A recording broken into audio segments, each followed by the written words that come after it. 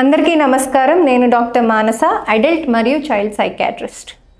ఈ మధ్యకాలంలో పిల్లల్లో మానసిక సమస్యలు అనేవి ఎక్కువైపోతున్నాయి. దీనికి రకరకాల కారణాలు ఉన్నాయి. అసలు మానసిక సమస్యలు ఎక్కువ అవుతున్నాయా, మానసిక సమస్యల పట్ల అవగాహన పెరిగి అర్థం చేసుకొని పేరెంట్స్ తీసుకురావడం సైకాట్రిస్ట్ దగ్గరికి ఎక్కువ అవుతుందా? రెండు జరుగుతున్నాయండి.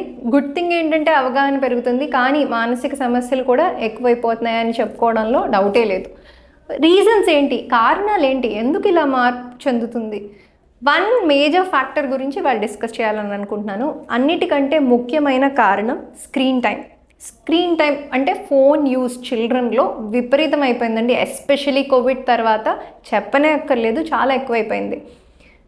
చిన్నప్పుడు చందమామని చూపించి అన్నం తినిపించేవాళ్ళు ఈ పాతకాలంలో, బట్ ఇప్పుడు వచ్చేటప్పటికి ఫోన్ చూపించి అన్నం తినిపించడం స్టార్ట్ చేశారు. అండ్ చాలాసార్లు ఈవెన్ మా ఓపీడీలో కూర్చున్నప్పుడు కూడా పిల్లల్ని మేనేజ్ చేయడానికి, కంట్రోల్ చేయడానికి ఫోన్ అనేది ఒక ఆయుధమా, వెపనా? ఎందుకంటే పిల్లలు కొంచెం డిస్టర్బ్ చేస్తున్నారు, అటు ఇటు పరిగెడుతున్నారు, ఎదుటి వాళ్ళని డిస్టర్బ్ చేస్తున్నారు, కోప్పడుతున్నారు, అరుస్తున్నారు, ఏం చేస్తున్నా వెంటనే పేరెంట్స్ ఫోన్ ఇచ్చి కామ్ డౌన్ చేయడం స్టార్ట్ చేశారు. ఎంతవరకు సమంజసం ఇది? వాళ్ళని మనం కంట్రోల్ చేస్తున్నామా, వాళ్ళలో ప్రాబ్లమ్ని క్రియేట్ చేస్తున్నామా? డెఫినెట్గా వాళ్ళల్లో ప్రాబ్లమ్ని క్రియేట్ చేస్తున్నాం.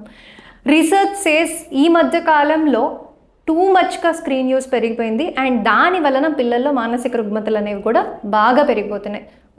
ఒకటి చెప్పుకోవాలి అంటే ఫస్ట్ థింగ్ వచ్చేటప్పటికి వర్చువల్ ఆటిజం అంటుంటాము. అంటే స్క్రీన్ టైం వలన పిల్లల్లో ఆటిస్టిక్ ట్రైట్స్ అనేవి ఎక్కువైపోతూ ఉన్నాయి. అంటే పూర్తి వివరణ చెప్పలేకపోయినా వీళ్ళలో స్పీచ్ ప్రాబ్లమ్స్, లాంగ్వేజ్ ప్రాబ్లమ్స్, సోషల్గా అందరితో మెలగడంలో ఇబ్బందులు గమనిస్తున్నాం. అంటే వీళ్ళ మాటలు బాగా లేట్ అయిపోతున్నాయి, వాళ్ళు కమ్యూనికేట్ చేయడం ఆపేస్తున్నారు.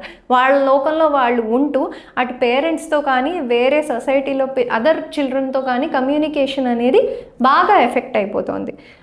సో వర్చువల్ ఆటిజం అనే కాన్సెప్ట్ ఈ మధ్యన ఎక్కువగా ఇవాల్వ్ అవుతుంది, ఎస్పెషలీ పోస్ట్ కోవిడ్. అండ్ వీళ్ళల్లో ఎక్కువ స్క్రీన్ టైం వలన హైపర్ యాక్టివిటీ అనేది ఎక్కువైపోతుందండి. అంటే కుదురు, నిలకడ, తత్వం అనేది కోల్పోతున్నారు. ఇది ఎంత పారాడాక్సికల్ అంటే హైపర్ యాక్టివ్గా ఉన్న కిడ్స్ని తట్టుకోలేక, మేనేజ్ చేయలేక టీవీ ముందో ఫోన్ ముందో కూర్చోబెట్టడం జరుగుతుంది. బట్ మీరు అర్థం చేసుకోవాల్సింది ఏంటంటే అది ఒక రుగ్మత. హైపర్ యాక్టివిటీ ఎక్కువగా ఉన్నప్పుడు, ఓవర్ యాక్టివిటీ ఎక్కువగా ఉన్నప్పుడు ఏడిహెచ్డి అనే రుగ్మత. ఏడిహెచ్డి అనేది ఒక సమస్య, మానసిక సమస్య. బట్ దానికి స్క్రీన్ టైం అనేది ట్రీట్మెంట్ కాదు, కంట్రోల్ మెజర్ కాదు, అది ఇంకా ఎక్కువ చేసేస్తుంది. స్క్రీన్ ఆపేసిన తర్వాతన వాళ్ళల్లో ఆ హైపర్ యాక్టివిటీ అనేది ముందు లెవెల్స్ కన్నా పెరిగిపోవడం చూస్తుంటాం, కాన్సన్ట్రేషన్ ఇంకా ఎక్కువ డిస్టర్బ్ అయిపోవడం చూస్తుంటాం.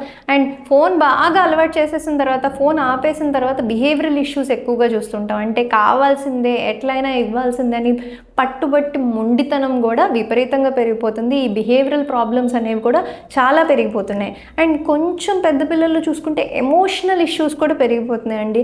అంటే చాలా చిన్న వయసులోనే, నమ్మడానికి కష్టంగా ఉన్నా కూడా చాలా చిన్న వయసులోనే ఈ పిల్లలు డిప్రెషన్కి లోనవడము, యాంగ్జైటీ సమస్యలకి లోనవడం అనేది చూస్తున్నాం. వినడానికే కష్టంగా ఉంది కదా, కానీ మనకే తెలియకుండా మన చేతులతో మన పిల్లల భవిష్యత్తుని మనమే పాడు చేస్తున్నాం అని చెప్పడంలో మాత్రం తప్పే లేదు. ఈ మధ్యకాలంలో పేరెంటింగ్ విషయంలో ఫస్ట్ వన్ మెయిన్ ఫ్యాక్టర్ అంటే మా రొటీన్ స్క్రీనింగ్లో ఒక పాయింట్ అయిపోయింది. రోజు ఎంత టైం స్క్రీన్ టైం ఉంటుంది పిల్లలకి అని. అంత కామన్గా, అంటే మీ పేరేంటి, ఏజ్ ఏంటి అని అడిగేంత కామన్గా స్క్రీన్ టైం ఎంత అని అడగడం అంత సహజమైపోయింది. So be careful, be cautious. మీరు అర్థం చేసుకోవాల్సింది దీని ఎఫెక్ట్ ఇప్పుడే కాదు, అది క్రానిక్గా, లాంగ్ టర్మ్గా కూడా ఉంటుంది. ఎందుకంటే వాళ్ళల్లో ఆ క్రియేటివిటీ కానీ, లాజికల్ థింకింగ్ కానీ అన్నీ కూడా అనగదొక్కపడిపోతాయి అనేది గుర్తించాలి, గమనించాలి. ఎస్పెషలీ ప్రెగ్నెంట్ మదర్స్ ఎవరైనా ఉంటే వాళ్ళు ముందే అర్థం చేసుకోవాల్సింది ఏంటంటే ఒకసారి అలవాటు చేయడం మొదలుపెట్టిన తర్వాత అది వెనక్కి తీసుకురావడం అనేది ఇంకా అతిపెద్ద ప్రాబ్లమ్. ఫస్ట్ నుంచి కాషియస్గా ఉండాలి. Below 3 years zero screen time is advised according to American Academy of Pediatrics. So below 3 years screen time minimum, very minimum ఉంచడానికి ప్రయత్నించండి. ఆఫ్టర్ దాట్ కూడా రెగ్యులేటెడ్గా ఉంచడానికి ప్రయత్నించండి.